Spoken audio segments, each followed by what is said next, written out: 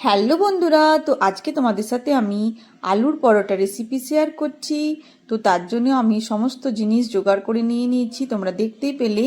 তো প্রথমেই আমি কড়াইয়ে সর্ষের তেল দিয়ে দিলাম। এরপর আমি গোটা জিরেটা ভেজে নিচ্ছি। তারপর আমি রসুন কুচি, আদা কুচি দিয়ে দিচ্ছি। রসুন আর আদা কুচিটা একটু ভালো করে ভাজা হয়ে গেলে আমি এখানে পেঁয়াজ কুচি দিয়ে দেবো। তো অনেকেই আলুর পরোটা নিরামিষ করে, তো আমিও মাঝে মাঝে নিরামিষ করি, আবার কখনো পেঁয়াজ রসুন দিয়েও করি। তো পেঁয়াজ কাঁচা লঙ্কা দিয়ে দিলাম। এরপর আমি স্বাদ মতো নুন দিচ্ছি। নুন দিয়ে আবার এটাকে ভালো করে ভেজে নিচ্ছি। তো আঁশটাও ভালোই লাগে খেতে, নিরামিষটা অন্যরকম লাগে, আঁশটা অন্যরকম লাগে। এরপর আমি আলুটা ভালো করে ভেজে নিচ্ছি। ভেজে আমি কড়াইয়ে এভাবে এটাকে ম্যাশ করে নিচ্ছি। তো আমাদের বাড়িতে আমার হাজব্যান্ড আর মেয়ে আলুর পরোটা খেতে খুব ভালোবাসে। তো একে একে গুঁড়ো মশলা দিলাম, একটুখানি লঙ্কার গুঁড়ো দিলাম, তো একটু ঝাল লঙ্কার গুঁড়োই, আর একটুখানি ধনে গুঁড়ো দিলাম। এরপর আমি আটাটা মেখে নিয়েছি। তো আমি আজকে আটা দিয়েই বানাচ্ছি, ময়দা দিয়ে বানালে হয়তো খেতে বেশি ভালো লাগে, কিন্তু সবসময় ময়দাটা ব্যবহার করি না, মাঝে মাঝে আমি আটা দিয়েও করি।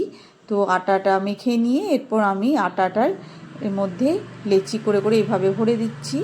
তো আলুর পরোটার লইগুলো একটু বড় হলে আলুর যে পুরটা ভরতে সুবিধা হয়, আর বেলতেও সুবিধা হয়, বেরিয়ে যায়। না হলে ছাতুর পরোটা যেমন খুব একটা বেলতে অসুবিধা হয় না, কিন্তু আলুরটা একটু বেলতে অসুবিধা হয়, এই জন্য লইটা একটু বড় করতে হবে।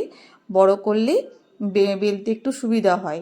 হ্যাঁ, আর আলুটাও বেরিয়ে যায় না। তো আমি এইভাবে একে একে সবগুলোতে ভরে নিলাম।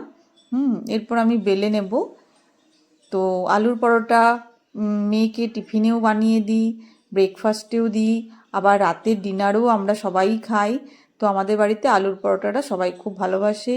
হ্যাঁ, আর এই বর্ষাকালে ঠান্ডা ঠান্ডা ওয়েদার বা শীতকালে তো আলুর পরোটা খেতে খুবই ভালো লাগে। তো আমি একটা দেখো তোমাদেরকে করে দেখাচ্ছি। তো একটুখানি ভেজে নেওয়ার পর আমি এভাবে সাদা তেল দিয়ে দিলাম। সাদা তেল দেওয়ার পর আবার একটুখানি সাদা তেল দিয়ে দিচ্ছি।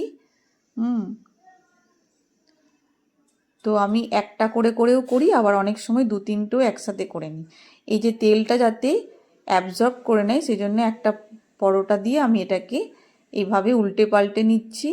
তাহলে কি হবে, এক্সট্রা তেলটা ওই পরোটাটার মধ্যে চলে যাবে। এরপর আমি দু তিনটে দেখো একসাথেও এইভাবে করে নিই, যখন খুব তাড়াহুড়ো থাকে তখন আমি দু তিনটেও এরকমভাবে করে নিই। আর আলুর পরোটা দেখো কত সুন্দর রেডি হয়ে গেল। তো সস দিয়েও খেতে পারো, আচার দিয়েও খেতে পারো।